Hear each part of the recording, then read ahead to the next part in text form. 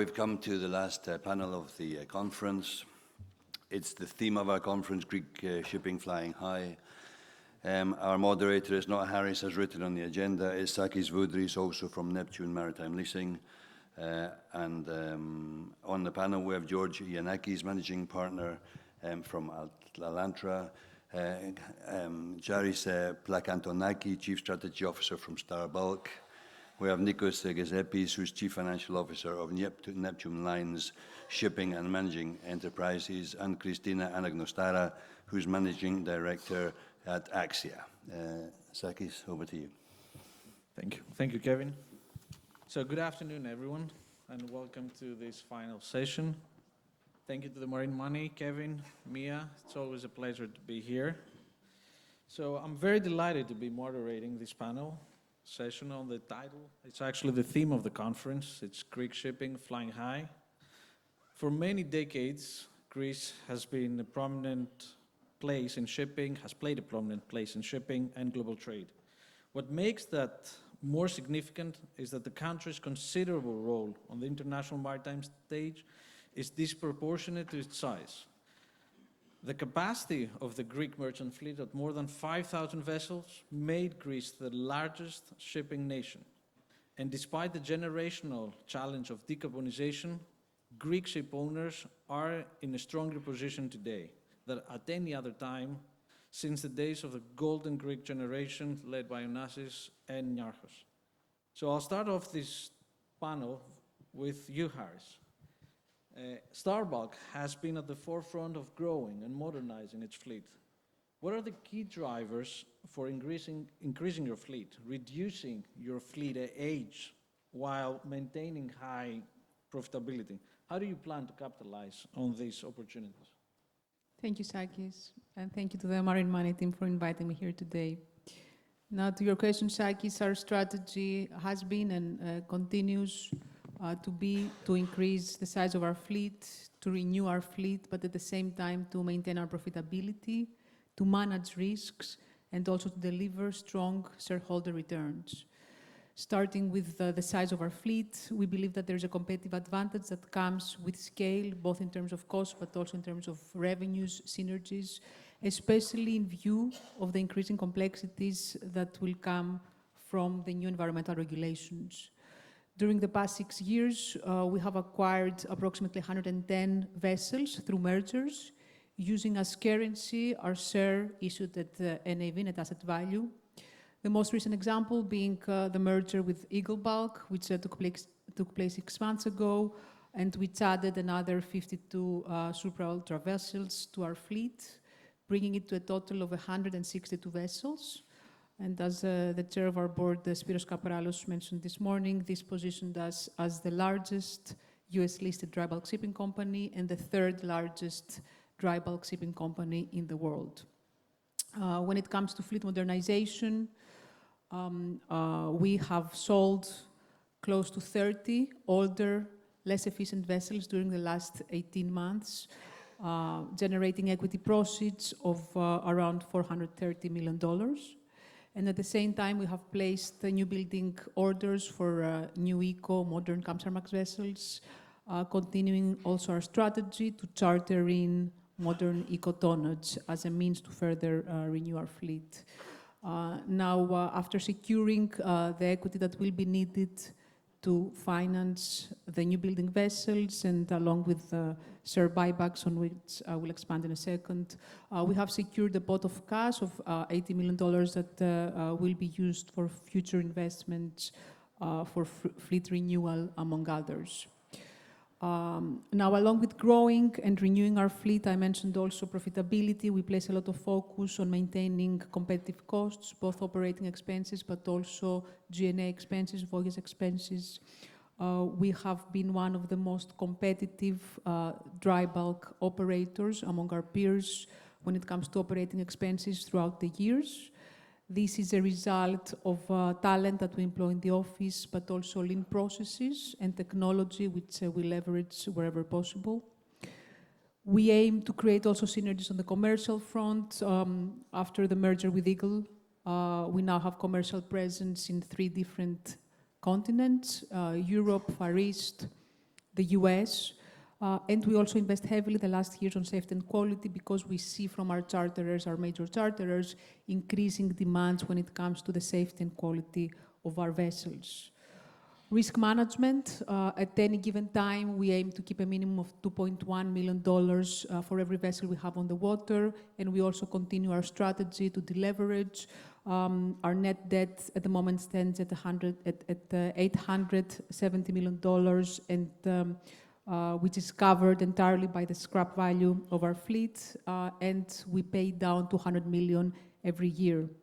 And of course, it is well known that we also have scrubbers on the majority of our fleet, which provide us with additional risk management in the cases of market downturns. Now, last but definitely not least, strong shareholder value. We continue with our strategy of full payout dividend. During the last 3 years, we have given out dividends of a total of $1.3 billion to our shareholders, and at the same time, we have succeeded to buy back 21 million of shares, generating increasing value for our shareholders because these were shares that were bought at periods in time when our share price was trading at a significant discount to NAV. So all these strategies, we hope that they will position us for success in the future. Thank you. Thank you, Charis. I think it's an impressive achievement. Nico, to you, Neptune Line is a leading provider of vehicle transportation, but they're also involved in diversified operations recently, which is logistics. How do you assess which sectors to focus on for long-term growth, and how do you ensure financial sustainability in these new ventures? Thank you, Saki, and thank you, Kevin and Marine Money, for inviting me here. I think the key word here is strategy. And if I may share our experience, a few years ago, we decided to make it a formal business process. So what we did is we wrote down a strategy playbook, which was approved by our board, that made us look at the opportunities and the risks in the markets that we operate, as well as our strengths. And based on that playbook, we identified 3 strategic growth areas. The first one was obviously to grow organically into our car carrier operator market. The other one was to move and grow vertically in the automotive supply chain to be able to offer integrated logistics solutions to our customers. And the third one was to leverage our ship management capabilities and our relationships in the maritime industry to grow in other shipping segments. Now, skate forward a few years, we've been able to deliver on the first pillar. We have started executing on the second one, so we completed the acquisition of the biggest automotive logistics company in Greece last year, and we are working hard to finalize an agreement that would make us a car terminal operator in a Mediterranean port in the near future, which we hope to be able to disclose in a few weeks, have some positive developments. And for us, when we look at the financial sustainability of those growth strategies, in the terminal case, we've talked with several of our customers to understand the level of interest, so we have a high degree of visibility on the business case that we've underwrote. Now, the third pillar of growth, which has been to diversify in other shipping segments, which is something that we did in the past when we got into dry bulk. This is something that, even though we've spent a lot of time analyzing different asset classes, we haven't been comfortable with the risk-return profile that we've been seeing, or the break-even levels that would enable us to, stick in for the long term and ride the volatility. So I think, to your question, it's more about, looking where we can add value and what our strengths are. And it has to go beyond just merely providing capital. Thank you, Nico. Christina, switching a bit subjects to banking. You've been advising shipping companies, and particularly Greek shipping companies, on raising capital. Where do you see the capital markets trends today in relation to shipping, and how can Greek shipping companies navigate them to take full advantage of all the liquidity available out there in the market? Thank you. Can you hear me? Thank you, Sakis. Thank you, Marin, for inviting me today. Unfortunately, this subject has been covered in the previous sessions, but I will try to give, let's say, a recap of what was discussed earlier today. So It's always pleasant to hear your thoughts. So, as we speak now, shipping is a highly capital-intensive business, and we know that the sources to fund this is through equity, through bank financing, sale and leasebacks, and also capital markets. We have covered all themes today, so as far as equity is concerned, we know that for specific types of transactions like your assets with long lives and long charters, there are certain infrastructure funds that can provide equity and they can stay for long periods of time. As far as sale and leaseback is concerned, we have seen that since 2010 that many banks have withdrawn from the financing of the shipping sector. We see that they have replaced them. So we have a lot of sale and leaseback activity also from China, but as well as from Japan. Also Chinese banks and Taiwanese banks being players. And the Greek banks, given the fact that due to the very rich cash flows of the shipping companies, that they have proceeded with repayments, they're offering very low margins, and they try to stay in business, offering very competitive prices. So another option, as we said, is capital markets.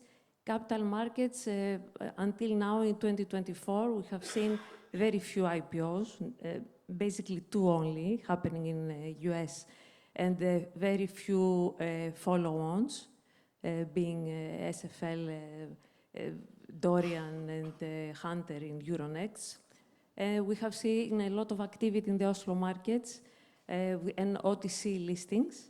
But what is really now very trending is the bond market.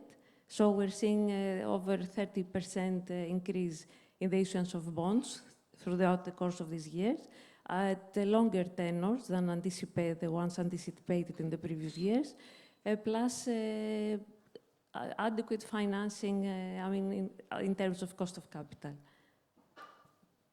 Indeed, it's been an active bond market, but also banking market. Yes, so basically I think it's what is important for the ship owners is to harmonize their capital structure, and depending on their needs and the projects that they have on the pipeline, to keep all options open, maintain relationships with all the various types of financing, either in the private markets or in the capital markets.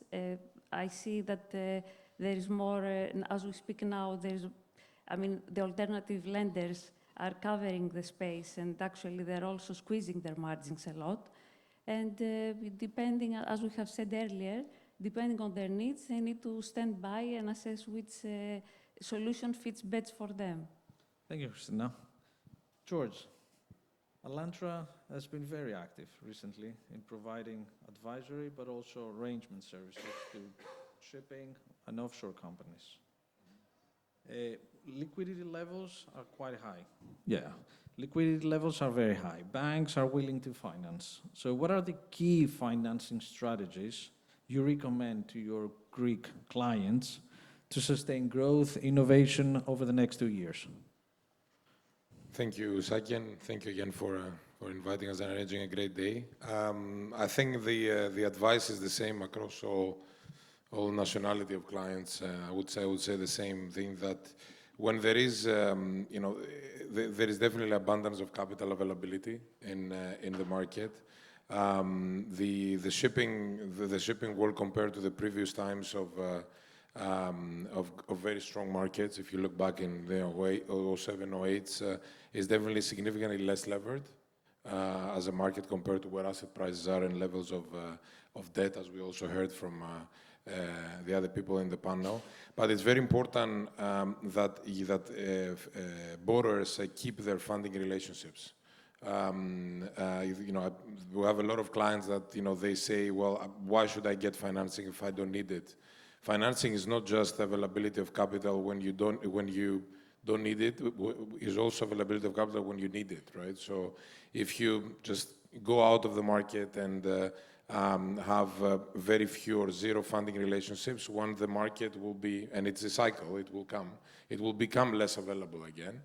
Then the market has forgotten you, and you haven't, you've broken this relationship. So the strategy is they should always keep, a very prudent financing strategy in terms of having debt in the balance sheet, but you should never, be massively under-levered in that sense. There are opportunities in the market. You can deploy capital. Definitely less than before, but there is definitely still out there. So relationship banking, it is paramount in this. It's not exactly relationship banking. Relationship banking has a bit of a weird meaning. It means that someone will lend you based on the name and not based on the quality of the project. Is basically keeping relationships with your financiers. It's a bit different quite different actually than relationship banking, I would say. Thank you, George. Nikos, back to you. As CFO, what are some of the key financial risks you foresee for shipping companies in the near future, and what strategies are you implementing to mitigate them while expanding your business? Yeah, thank you, Saki. Well, look, first of all, our business model is that of a liner operator, which means that we get to see a bigger universe of voyage expenses than the traditional shipping company,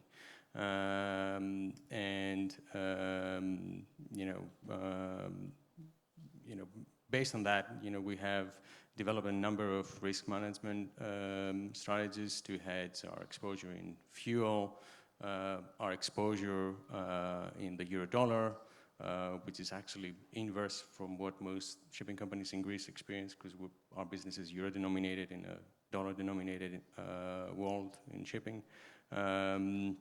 But also, in interest rates and carbon prices now with EUAs and the upcoming fuel EU regulation. So I think there are some risks that are common for all shipping companies. Interest rates, for instance, we went from 0% to 5.5% in a matter of 15 months. There's the carbon price risk and the regulatory risk that is constantly evolving. But I think the first step one should take on a risk management exercise is to actually measure the risk. So for us, we do that annually. We look at our exposure across the different commodities, the different sort of risk parameters, and we also determine, our risk appetite. So how much residual risk can we bear? And there's a lot of different statistical and financial ways to measure risk. You can do expected loss, valued risk around Monte Carlo simulations. But I think what's important is to identify and measure that risk, and also be honest with yourself and think, how much risk you can bear. I mean, for us, we're in the business of transporting cars, so we want our performance to be measured by our ability to transport those cars. We don't want our results to be driven by what the dollar did or where fuel prices were.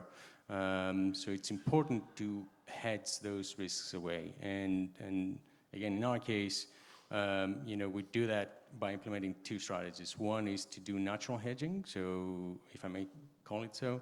So have business clauses in our contracts that enable us to share those risks with our clients, and we've done that with bunkers, we've done that with the environmental compliance cost.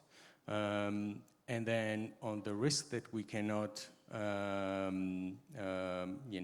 pass through to our customers, or the residual risk that's not fully covered through our business arrangements, then we go into, various trades with a number of financial counterparties, employing either option strategies or straightforwards to manage that risk.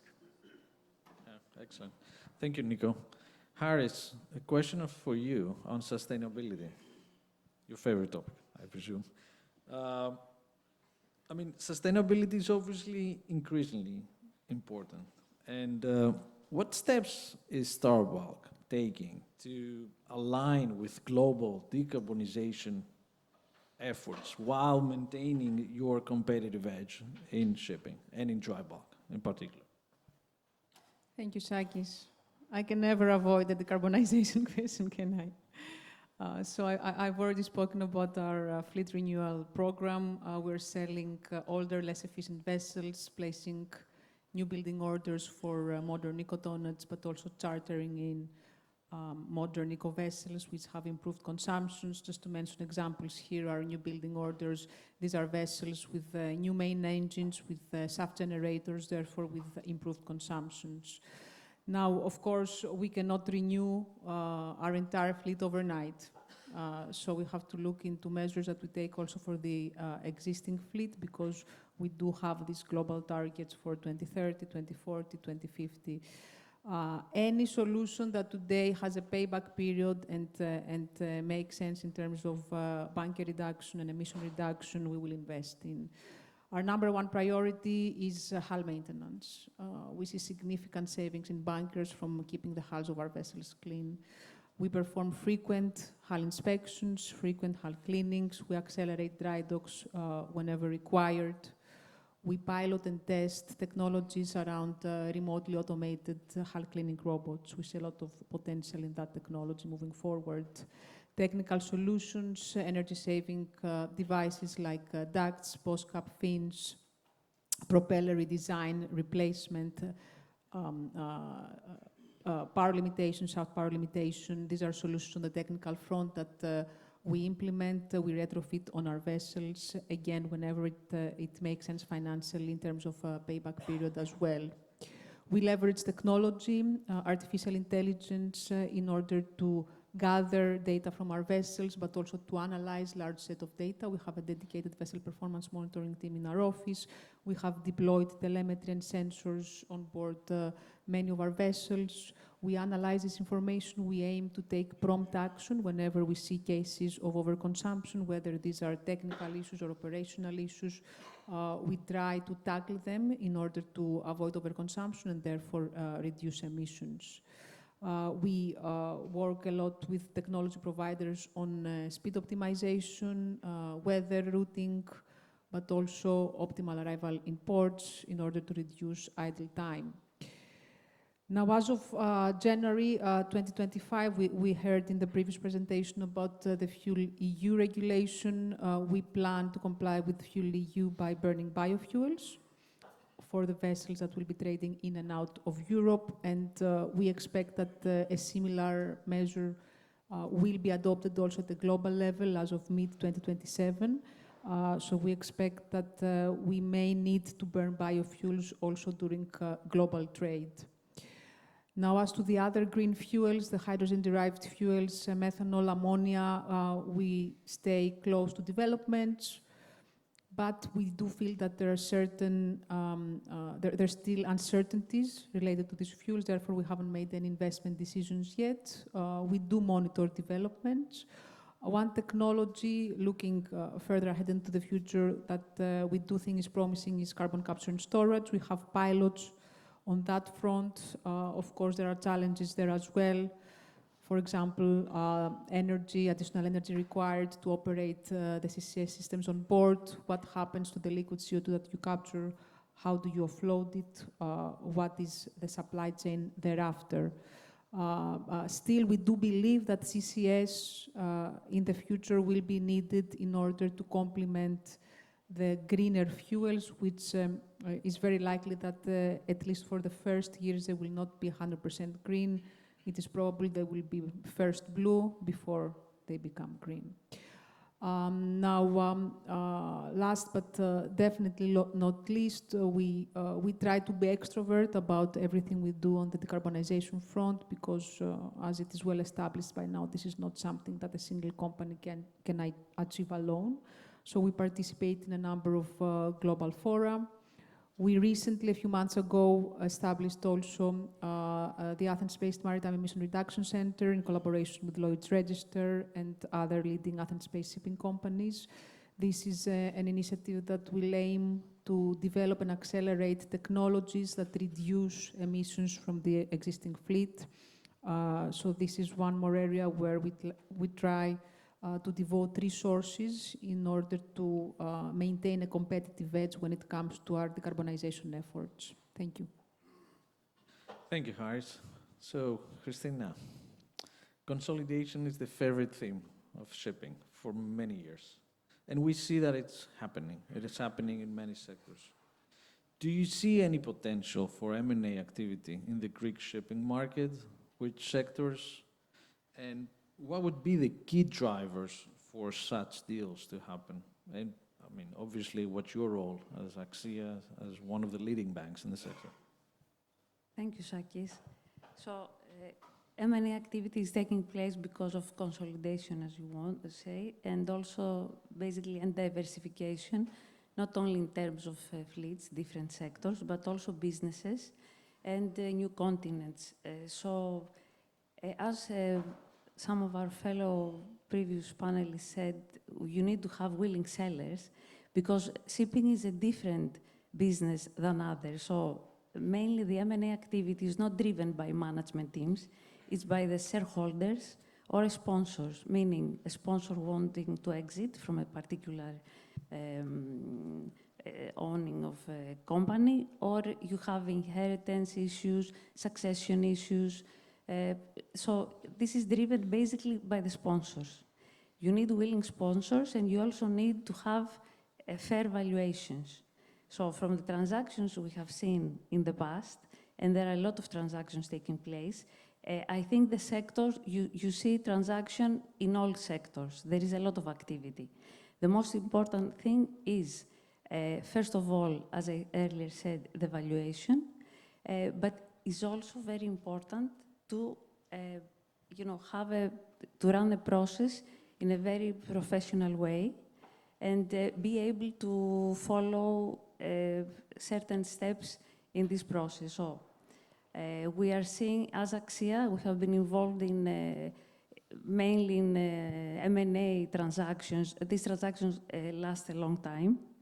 I will give you an example with the merger of UOG with UACC, that's a Dubai-based company. This was a triangular reverse merger structure, the first under the UAE laws. It took more than 2 years, but both parties were willing, were corporate, they were willing to follow a process in terms of valuation, and all the steps were taken appropriately. We're still working on another transaction that is with, again, we're working as advisors to a shipping company for the acquisition of another shipping company based in Europe, that again has, the main driver there is the succession issue. And in the past, we have also worked in other transactions that involved acquisition of LNG vessels, tankers vessels, fleet, that at some point of time they were pulled back because of the valuation. As far as the public market is concerned, it's always good to have big companies because you can use share due to the discount of the price to NAV discount, as well as the peer group valuations. You can also have, you can use your share to make a merger and to proceed. But in the private sectors, we see that the majority, they want to cash out. and these are the driving forces. So yes, we see a lot of activity, and we believe that we will continue to see activity in all fronts. Thank you, Christina. Okay, thank you, Kevin. So, George, diversification is another favorite strategy for all kind of investors. And from your perspective as an investment bank, how do you assess and support diversification in other sectors, for example, offshore, gas? And what risk or rewards do you see for investors to be part in these sectors? Thank you. I think it's quite common that ship owners in their core sectors, they've made, pretty much every sector in shipping had a great run. So everyone has accumulated significant capital, either through operation or through selling potentially their vessels. So it's a big theme. Where do you put the money that you make and how you diversify? I think we've been quite focused and probably pioneering a bit the wave of let's say international European and also Greek ship owners investing in the offshore space,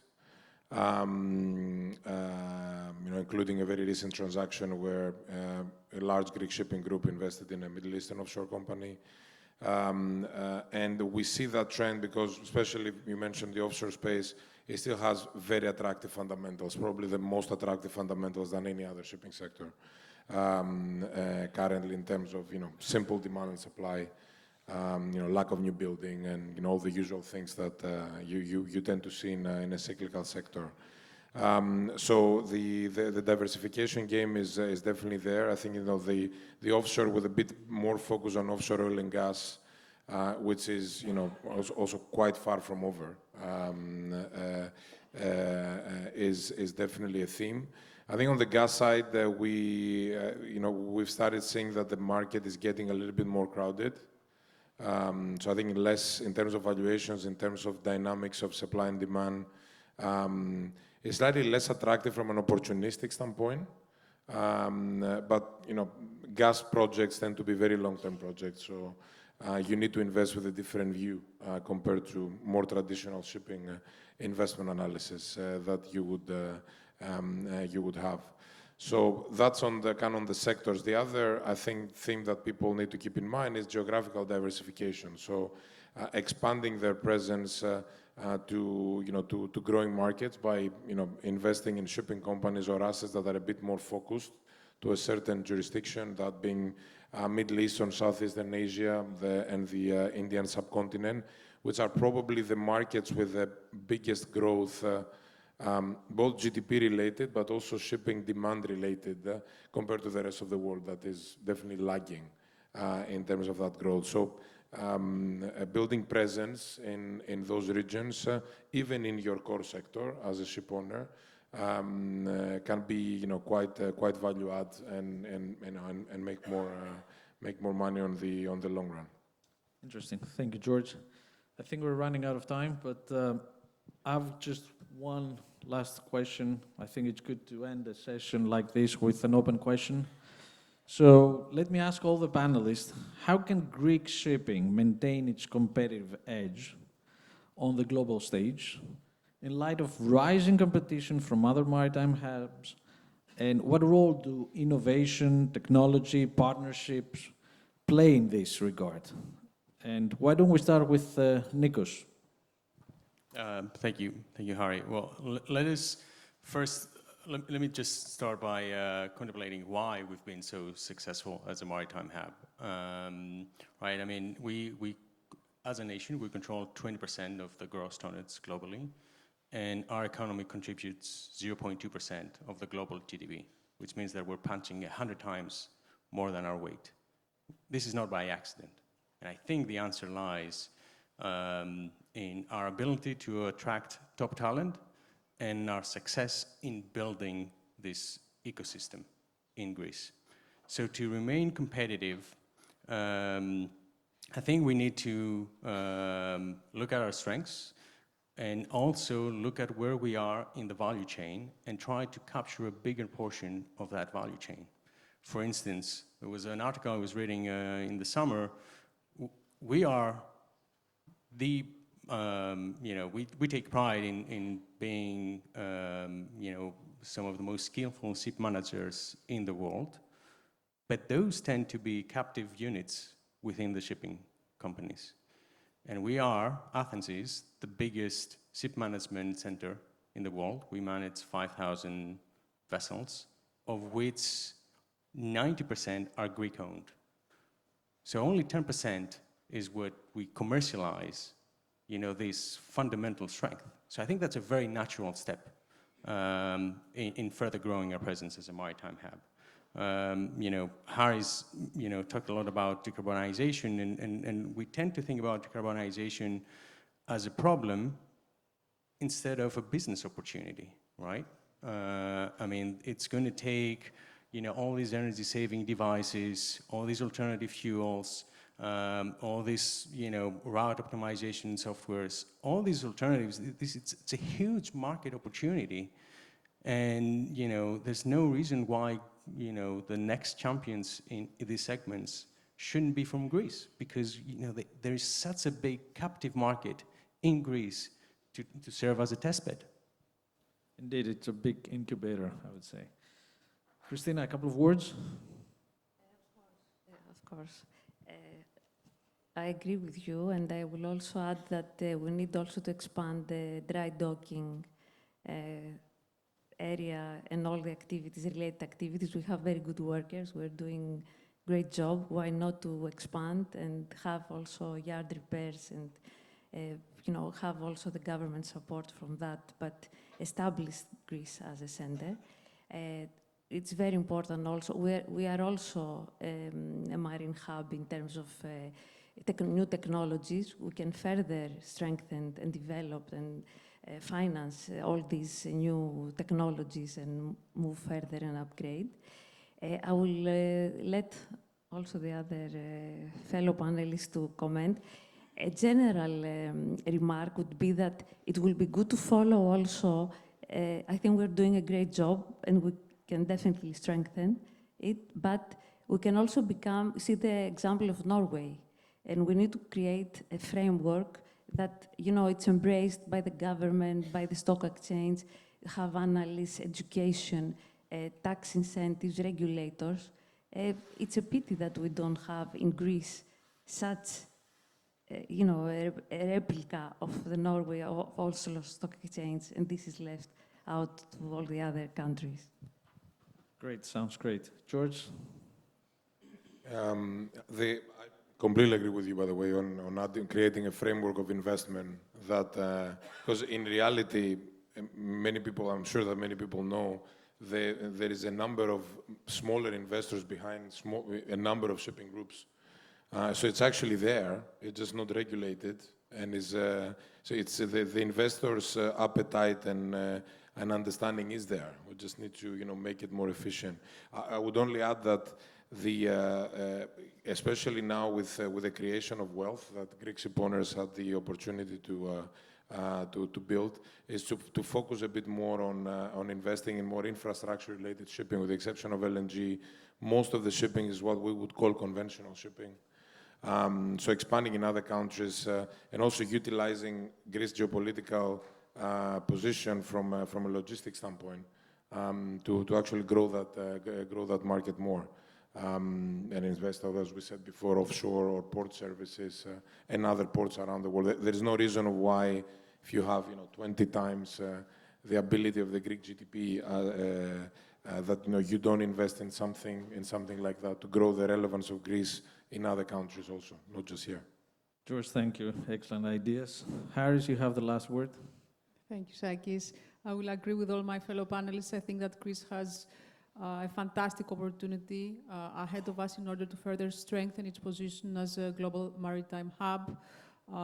We can follow the steps of Singapore in terms of creating a maritime ecosystem by attracting services related to shipping across the value chain, follow the Norway example also with regards to greening short sea shipping. We can provide incentives in order to develop R&D around green energy, around digital tools.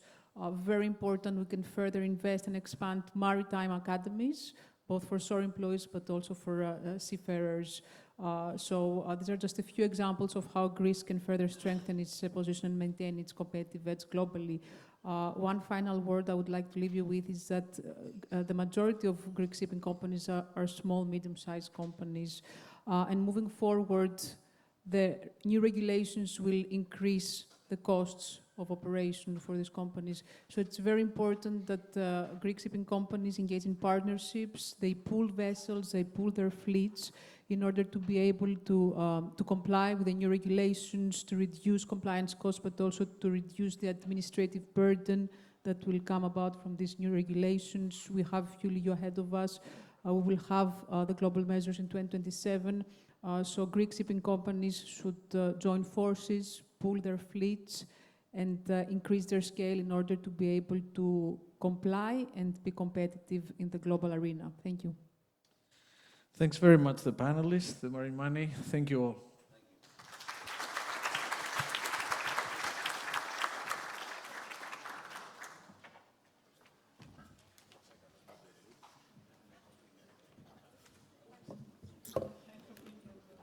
Okay, Saki, thank you very much, Sakis, and the final panel. That brings to an end our conference for 2024. Thanks to all our speakers, to all our sponsors, to all of you for being here. We look forward to seeing you again next year. And in the meantime, you're welcome to join us for the closing cocktail. The closing cocktail, which is in the same room as lunch. It's kindly hosted by the Marshall Islands Registry. And later on tonight, of course, the Capital Party. Thank you very much.